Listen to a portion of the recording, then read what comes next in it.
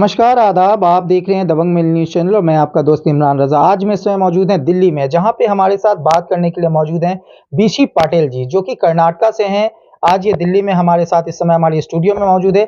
आइए इनसे जानते हैं, ये समाज सेवी हैं, समाज की लगातार सेवा करते रहते हैं। आइए देश की राजनीति पे इनसे चर्चा करते हैं कि क्या कहना है देश की राजनीति के बारे में। बीते दिनों जिस तरीके से कांग्रेस के पूर्व अध्यक्ष राहुल गांधी को जिस तरीके से निलंबित कर दिया गया, उनकी सदस्यता रद्द कर दी गई, तो उसके बारे में क्या कहना है इनका, क्या सोचते हैं इस तरह की पॉलिटिक्स के बारे में, ये आइए इनसे जानते हैं। जी बहुत-बहुत स्वागत है सर दबंग न्यूज़ चैनल में। क्या कहना चाहेंगे इस तरह की राजनीति के बारे में? ऐसे तो राजनीति में ऐसा ऐसा हो के बहुत गलत हो रहा है। राहुल गांधी जी एक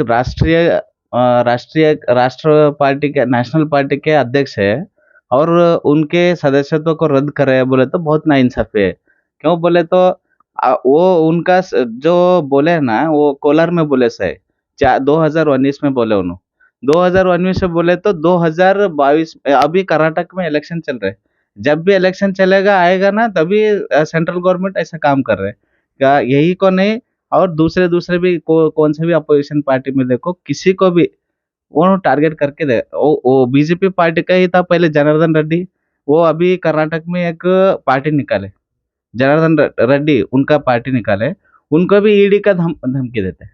ऐसा ही कर रहे ऐसे ही करके बहुत ये कर रहे मगर राहुल गांधी को 2019 में जब उन्होंने बोले थे 2023 में उनको एक्शन लेना बोले तो कोर्ट का भी बहुत गलत है ना 4 साल क्या करे। कोर्ट ने 2 साल की सज़ा सुना दी मानहानि के दावा के ऊपर। गुजरात की एक कोर्ट ने 2 साल की सज़ा सुनाई, जिसके बिहाफ़ पे उनकी सदस्यता रद्द की गई।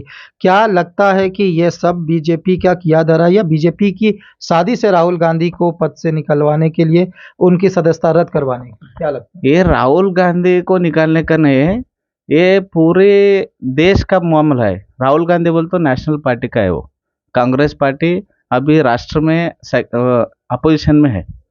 राहुल गांधी को डैमेज करे तो पूरा कांग्रेस डैमेज हो जाएगा। जहाँ तक हेट स्पीच का मामला है, तो प्रधानमंत्री मोदी भी कई बार अपने भाषणों में बोल चुके हैं। कांग्रेस की अध्यक्ष सोनिया गांधी के बारे में बोल चुके हैं कि क्या विधवा उनको कई बार कह चुके हैं नेशनल प्लेटफॉर्म से भाषणों में। उन्होंने कई आपत्तिजनक बयान भी महिलाओं के बारे में दिए। तो क्या उनके ऊपर कोई मानहानि का केस नहीं होना चाहिए? होना चाहिए कोई भी रहने ये देश में प्रजाप्रभुत्व है डेमोक्रेसी में कोई भी क्या भी बोले तो गलत है मगर प्रधानमंत्री को गलत बोलने का नहीं है। कोई भी रहने कोई भी राजनीतिक पार्टी क्या यानी कोई भी वीआईपी पर्सन होंगे उनके खिलाफ में कोई तो गलत बोले तो उनका एक्शन लेना जरूरी है।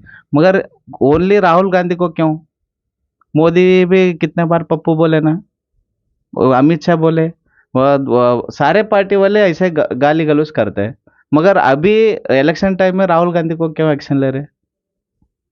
क्या लगता है कि राहुल गांधी के पैदल यात्रा से बीजेपी डर गई है, बौखला गई? ये सब 2024 में आने वाले चुनाव से पहले इस तरह की साजिश करके इनकी सदस्यता रद्द कर देना, और सदस्यता रद्द करने के बाद बड़ी बात यह है कि आने वाले 6 सालों तक ये चुनाव भी नहीं लड़ सकते हैं। ये एक बड़ा गंभीर सवाल है। जिस तरीके से पूरा देश देख रहा था कि कहीं न कहीं प्रधानमंत्री के चेहरे के तौर पे राहुल गांधी को देखा जा रहा था, मगर इस फैसले से 2 साल की सज़ा के बाद, सदस्यता रद्द होने के बाद प्रधानमंत्री के दौर से राहुल गांधी बिल्कुल बाहर नजर आ रहे हैं। क्या कहेंगे इस बारे में? इसके बारे में बोले तो ये राहुल गांधी के खिलाफ एक्शन लेने का बहुत गलत है। क्यों बोले तो देश का बड़ा नेता है कौन सा भी पार्टी का रहते वो अपोजिशन पार्टी का प्राइम मिनिस्टर कैंडिडेट है और उनका ही नहीं और सदस्यत्व रद्द करे तो क्या हो जाएगा वो पूरा पार्टी का डैमेज हो जाएगा। वो मौका देख के बीजेपी वाले ऐसा करे बोल के मेरे को चुनाव आयोग ने जिस तरीके से 24 घंटे के अंदर में कोर्ट का निर्णय आने के बाद आनन फानन में इनकी सदस्यता रद्द करने पे मुहर लगा दी, साइन कर दी, औपचारिक घोषणाएं भी कर दी, तो क्या कहेंगे चुनाव आयोग भी बीजेपी के इशारे पे काम कर रही है, बीजेपी के डर से काम कर रही है, या बीजेपी के लिए काम कर रही है? क्या कहेंगे? पूरा देश जानता है। देखो आजकल के ईडी रेड होता है ओनली अपोजिशन पार्टी के वाले के होते ना ही बीजेपी के लीडर से बहुत सारे गलत काम कर रहे हैं। कोई भी देख रहा है उन्हें भी पैसा कमा रहे हैं ना उनके भी पास ब्लैक मनी होंगे तो क्यों नहीं रिसर्च हो रहे वो ईडी का रेड हो रहा है वो भी क्वेश्चन है ना। कर्नाटक में बीजेपी के कर्नाटक का मैं कर्नाटक का हूँ कर्नाटक का बीजेपी के विधायक है ना उनके पास पैसा नहीं है क्या क्यों अपोजिशन वाले को टारगेट करके ऐसे करते हैं। हेट स्पीच के मामले लगातार सबसे ज़्यादा हेट स्पीच का मामला जो आता है वो बीजेपी के नेताओं के द्वारा हेट स्पीच दी जाती है। अधर्म के को लेकर के हेट स्पीच हो या किसी जाति विशेष को लेके हेट स्पीच हो या किसी के बारे में भी सबसे ज़्यादा कंट्रोवर्शियल बयान और हेट स्पीच बीजेपी के नेता देते हैं। मगर आज तक बीजेपी के नेता के ऊपर किसी तरह का कोई मुकदमा नहीं दर्ज हुआ, किसी तरह की कोई कार्रवाई नहीं हुई। क्या कहेंगे इस बारे में? क्यों बोले तो सरकार उनका है, सरकार उनका है, क्या बोले तो भी उनको चलेगा। अपोजिशन वाले क्या बोले तो भी नहीं चलेगा, यही बात है। उनका ये दबंगी दबंगी हुकूमत चला रहे हैं। तो अब आप क्या चाहते हैं? क्या किस तरीके से देखते हैं देश की दशा और दिशा को और आने वाले समय में जो राजनीति जिस तरीके से चल रही है, क्या लगता है कि देश में तानाशाही का माहौल बन रहा है? तानाशाही बोल के नहीं, मगर तानाशाही तो है। ऐसे बोले तो टारगेट करके किसी को कर रहे तो तानाशाही होता है। ये डेमोक्रेसी है, डेमोक्रेसी में सभी को आज़ाद आज़ाद है बोल के किसी को गाली गलौज नहीं देना है। मगर ये पर्टिकुलर टारगेट करके लीडर्स को राजनेता को करे ना, ये गलत है। क्या लगता है कि हमारे देश की जो स्वतंत्रता है वो खतरे में है? हमारी देश डेमोक्रेटिक कंट्री है, डेमोक्रेसी यहाँ पे खतरे में नज़र आ रही है। क्या कहेंगे इसके बारे में? स्वतंत्रता के बारे में मैं बोल नहीं सकता, मगर ये आजकल जो हो रहा है वो नहीं अच्छा नहीं हो रहा। देश हित में हो रहा है काम या किस तरीके से बीजेपी अपने हित में काम कर रही है? अपने फ़ायदे के लिए बीजेपी लगातार अपने विपक्षियों को टारगेट कर रही है। टारगेट करके उनके खिलाफ ईडी, सीबीआई हर तरीके की रेड कराई जा रही है। लोगों को डराया धमकाया जा रहा है। जितने भी गुंडे, क्रिमिनल अपराधी हैं वो बीजेपी के शरण में आ जाएँ, नहीं तो बीजेपी उनको जेल में ठूँस देगी। देख सकते हैं दिल्ली सरकार के भी 2-2 मंत्रियों को जेल की हवा खानी पड़ी। अभी तक अपराध उनके ऊपर सिद्ध नहीं हुए, फिर भी जेल की हवा खा रहे हैं। कई सारे अलग-अलग राज्यों के मंत्री और विधायकों के ऊपर लगातार छापेमारी चल रही है। राहुल गांधी को भी ईडी का लगातार सम्मन आ रहा था। ईडी के लगातार छापे राहुल गांधी के ऊपर भी पड़ रहे थे। तो क्या कहेंगे, ये सारे सरकारी तंत्र का दुरुपयोग कर रही है बीजेपी, अपने फ़ायदे के लिए लोगों को नुकसान पहुँचाने की कोशिश कर रही है?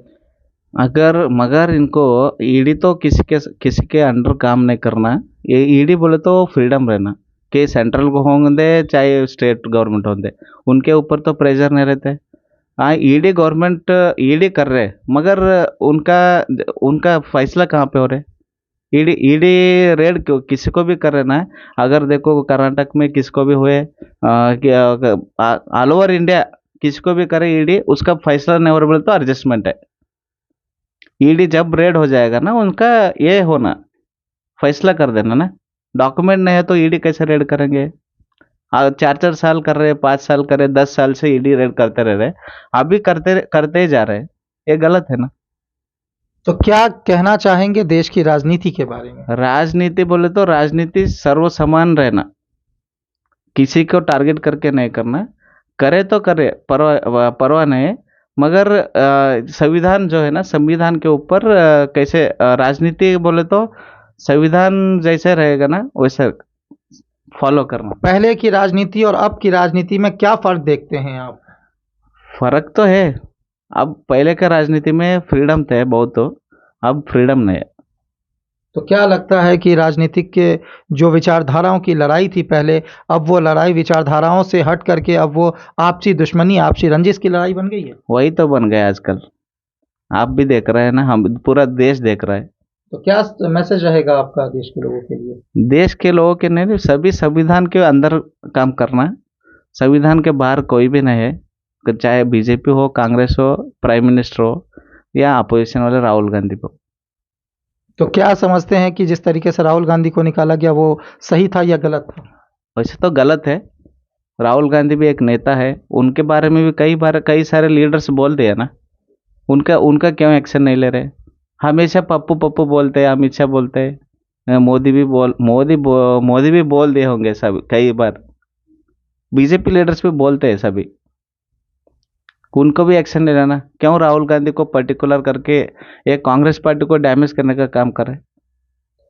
कहीं न कहीं देखा जाए कि बीसी पाटिल जी का कहना है कि कांग्रेस के जो बड़े नेता राहुल गांधी को जिस तरीके से सदस्यता जिस तरीके से रद्द की गई है, ये बिल्कुल गैर ज़िम्मेदाराना हरकत है बीजेपी की। बीजेपी ने अपने फ़ायदे के लिए ऐसा लगता है कि बीजेपी आने वाले 2024 के चुनाव से डर गई थी क्योंकि बीजेपी के सामने बस एक ही चेहरा दिखाई दे रहा था जो पीएम की दावेदारी कर रहा था, राहुल गांधी। अब बीजेपी उस चेहरे को बिल्कुल साइड करके, किनारा करके चल चुकी है। बीजेपी अब अपने प्रतिद्वंदी को सामने मैदान में टिकने नहीं देना चाहती है। ये तानाशाही करके केवल और केवल तानाशाही की सरकार बनाना चाहती है।